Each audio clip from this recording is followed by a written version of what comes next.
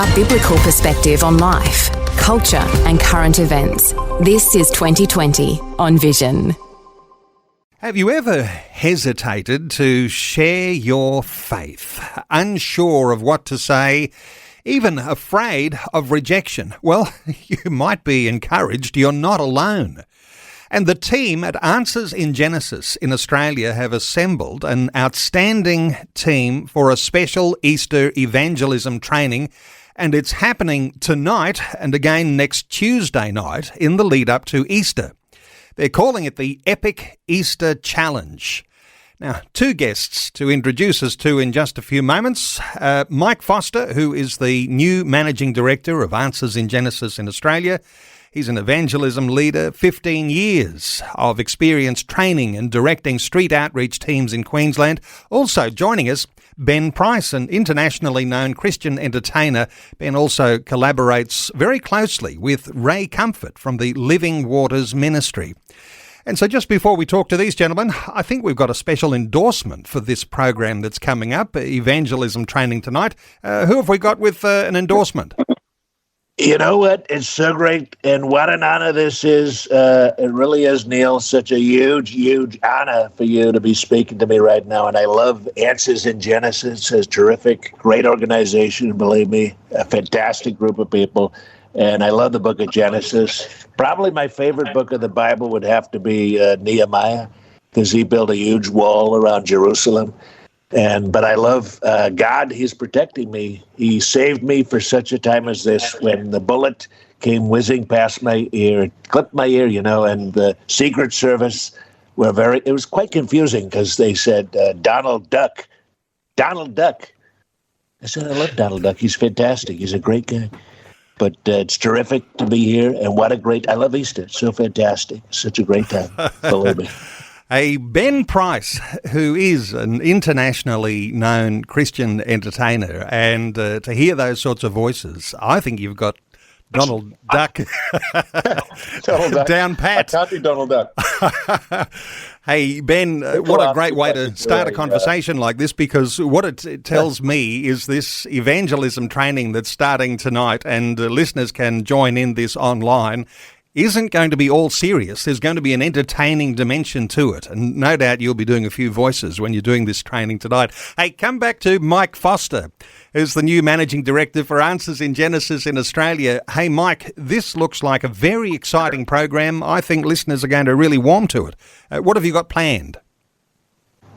Well, look, it's really this exciting epic Easter challenge. It's about everyone excellently evangelising efficiently through excellent Easter evangelism gospel cards. And I know what you're thinking, Neil. That's easy for you to say. But seriously, we've actually got printed these beautifully embossed Easter cards. One side shows Jesus with a cross. The other side, the empty tomb.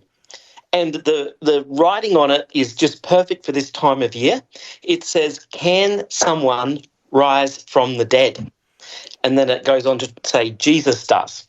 Right? And the beauty of these cards is they do the gospel work for you. So you hand them out, they go to a link, and then you've got a beautiful gospel presentation, and Answers in Genesis has many wonderful articles explaining and proving that Jesus did rise from the dead. Now, there might be some thinking, I'm not sure if there's enough time before Easter to get a hold of one of these gospel cards. No doubt you can get them to people fairly quickly, but if you've got a favourite evangelism tract that you like to use, I guess the training goes hand in hand with whatever gospel presentation you're doing. Is that the way it works, Mike? Yeah, look, you can get them fairly quickly just by going to answersingenesis.org and click on Answer the Call. But yeah, gospel track handing out is an art, and it's you can use any different gospel track you like. The beauty is that if you use these Easter ones, then you're going to get a hit rate, we call it. You're going to be far more successful, because people like the idea that it's that time of year and they become a bit more open to Christianity. And if you hand something out that's an Easter track, you're going to hit some traction. But any track will do as well. Now, Ben Price, you're a part of the presentation tonight and next Tuesday night too, and listeners will be able to join online. You are going to make this a little bit of fun. Hey, is Donald Duck or is Donald Trump the only voice you do? What sort of things are you going to be contributing? Yeah, I may do a couple others. I think people ask if I could do a Joe Biden voice, and I don't even know if he can because Joe Biden might be there. I'm gonna be there for the answers in genetics. Just yeah, it's gonna be great, man. The thing, the training for the pause. Wait for applause. But who knows who's going to show up?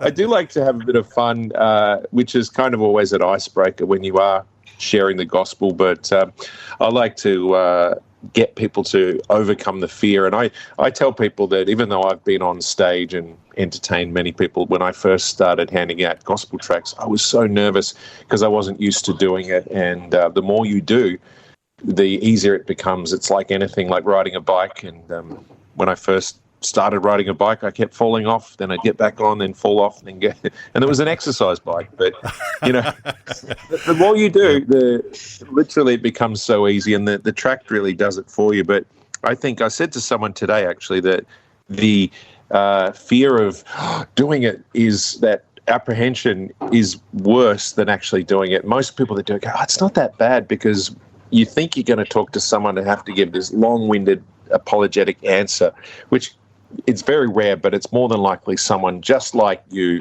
who's going to go, oh, yeah, that sounds good. Oh, wow. And the good thing is the Great Commission, we know, go and make disciples, but we also need to remember there's the low. We remember the go and the low. So the low, I am with you always, even to the end of the age. It's a promise. We're not alone. He's with us. And that's so reassuring to know. So, and we go out in teams often. I do a lot of street teams in Melbourne where I live, and we can always share the load, and someone can answer that, or if not, the tract can do the job, and it's a perfect time to springboard off Easter as well. Let me just ask you about this. It's a really nice analogy, isn't it? When you're an entertainer, to have that fear of the audience, stage fright. You're going to be talking to the people who are tuned in tonight for this particular training around this issue of fear. Now, a lot of people feel afraid, and I know that they've just heard you say when you're doing this and you've got some other friends alongside you, things are a whole lot easier.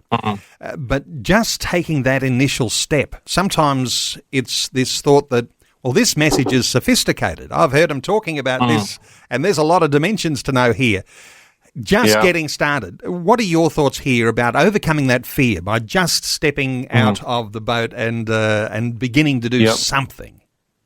Yeah, it's like Gideon, who took that first step when he had to, and the Lord said, "Surely I'm with you," and he went out and in the nighttime to take down the idols. You kind of think, why didn't he do it during the day? He was fearful, but he made a first step, and we've got to do that same thing. Take that first step, and it might just be, hey. We think we might look at Ken Ham and go, I can't answer like that. He's brilliant. And go, I'll get there one day. But for now, all I'm going to do is turn up, and I'm going to watch people and see how the others are doing it. Or the first step might be holding one of the tracks going, did you get one of these? Or here, I'd like to give you this. And that's all you need to do. And the rest will come, those steps, but make that step. And sometimes people say, I'm not even able to do that, but be willing to be willing and ask the Lord, because his strength is perfect in our weakness. Mike Foster, you've got your own, really, quite a radical testimony, and it's been part of your life to be a street preacher, a street evangelist, and those 15 years, you've learned a lot of wisdom in those times. If you've got this particular card, this particular tract that people can get a hold of, give us some reasons why you would hand out a gospel tract. Yeah, thanks, Neil. I think, look, I know a lot of people listening may be wondering, are gospel tracts effective? But just let me give you a couple of reasons why they are incredibly effective. The first thing is they actually have an all-access pass to go where we can't. You see, once someone takes a gospel tract, it's following them around. It goes into their pocket. It could follow them into their workplace, into their bedroom, into a quiet spot, and people can read them at their leisure. Another reason is that they're actually a gentle approach. Now, look, Neil, I don't know about you, but sometimes I find it hard when I get very passionate with a stubborn atheist or a stubborn, relativist or someone who's being very, let's just say, annoying. I find it hard to be gentle. But you know what, Neil? It's really hard to get into an argument with a gospel tract. So, they always have the same temperament. And the other thing is that, look, when we talk, we tend to get nervous. We're speaking to strangers. So, look, the thing about the gospel tract, it doesn't get nervous. It doesn't stumble over its words. It's the same message every time. And it can just sit in a pocket or a drawer until the moment when someone needs it. You've got these tracts. There's some good reasons why you should hand out a gospel tract. The how-tos, no doubt you'll be sharing these things perhaps in a little more depth, and people will graduate from tonight's gathering online and next Tuesday to go with a little more confidence here. Just a quick on a how-to. If you've got a gospel tract in your hand, what hit us with a how-to reason why. Okay, so how to think, how to act, what to say. Very quickly, you've got to think that you're going to, for every 7 that you hand out, the 6 of those will be rejected, right? And that sounds horrifying, but it's actually great news to know, because you've just got to count up 6 times of someone saying no to you, and you're getting closer and closer to that one being given out. So that's the mindset. The second thing is, what should you say? And I'll tell you the most effective line I've ever used in any evangelism is, did you get one of these? I know it's not rocket science, but it's actually very effective. And when you combine it with the Easter tract, you can say, did you get one of these? We're handing them out for Easter.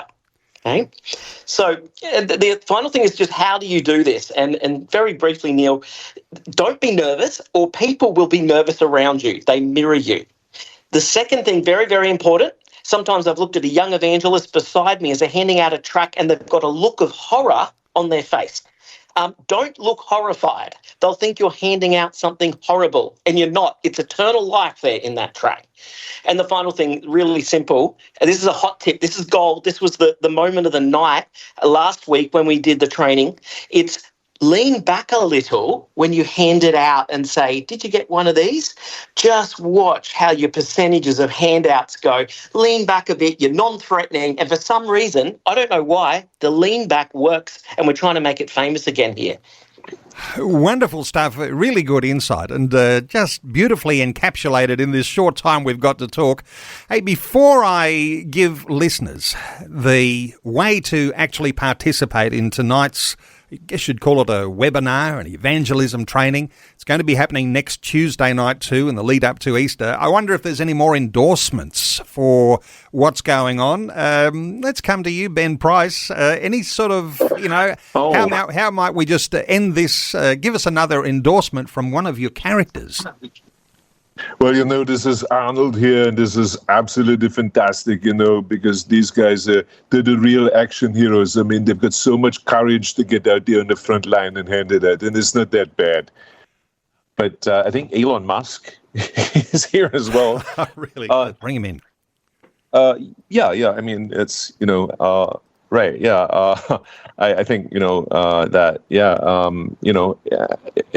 when I leave Donald Trump's office, we're, saving billions of dollars we're actually going to run it by AI. So it'll be an AI government. So I'm right behind AIG.